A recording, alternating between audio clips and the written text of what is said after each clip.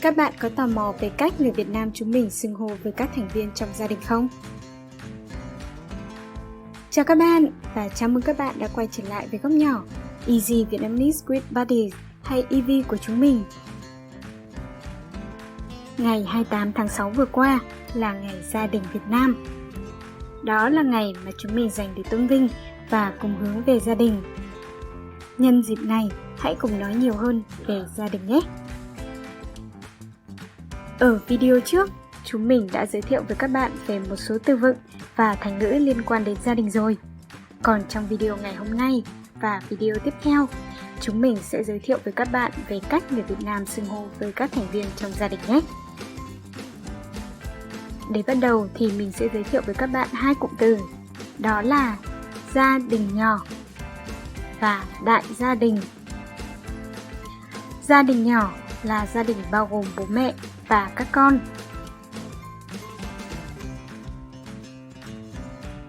Và đại gia đình là gia đình không chỉ bao gồm bố mẹ và các con, mà còn bao gồm các thành viên khác trong gia đình bên nội và gia đình bên ngoại. Ở video tiếp theo, chúng mình sẽ giới thiệu với các bạn về cách người Việt Nam xưng hô với các thành viên trong đại gia đình. Còn trong video ngày hôm nay, hãy cùng xem cách chúng mình xưng hô với các thành viên trong gia đình nhỏ nhé! Trong gia đình nhỏ, chúng mình có bố và mẹ.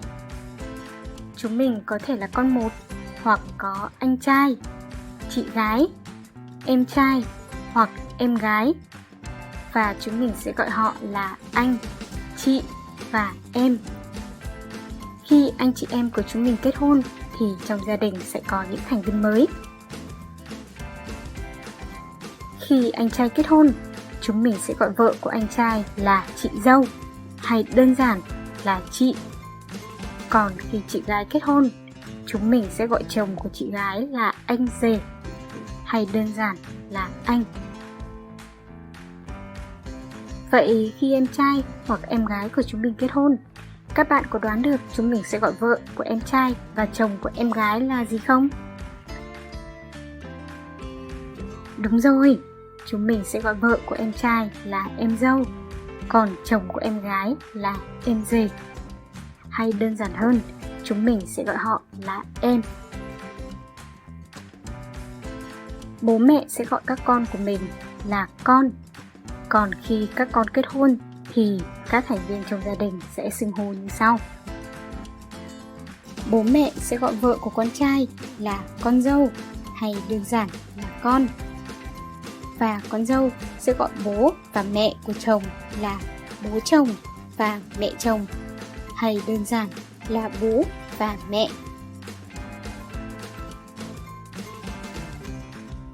Với chồng của con gái thì bố mẹ sẽ gọi là con rể hay đơn giản là con.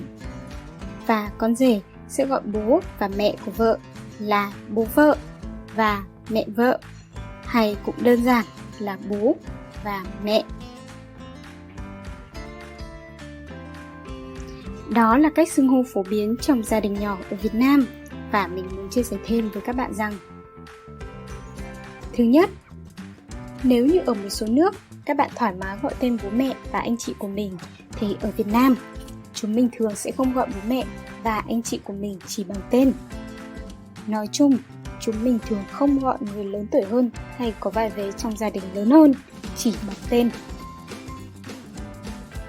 Thứ hai, ở từng địa phương và từng khu vực thì trong gia đình nhỏ lại có cách xưng hô khác nhau.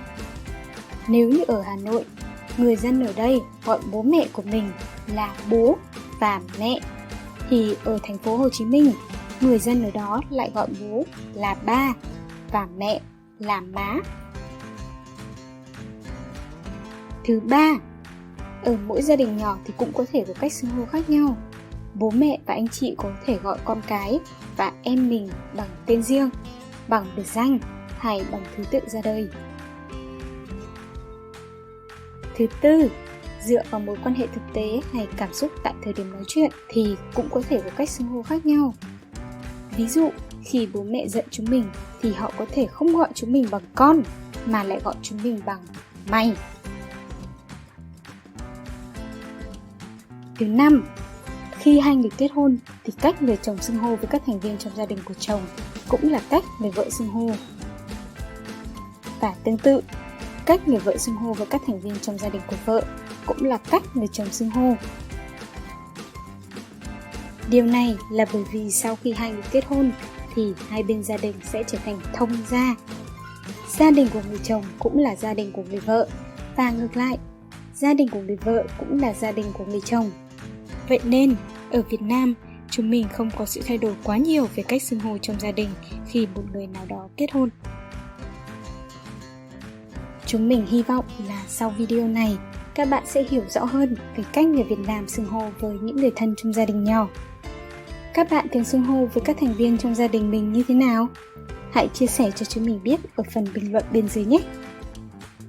Và ở video tiếp theo, chúng mình sẽ cùng khám phá cách người Việt Nam xưng hô với các thành viên trong đại gia đình. Các bạn đừng bỏ lỡ nhé! Và đó là tất cả cho video ngày hôm nay. Nếu các bạn thấy video này hữu ích, đừng quên ấn like, share và subscribe cho kênh của chúng mình nhé!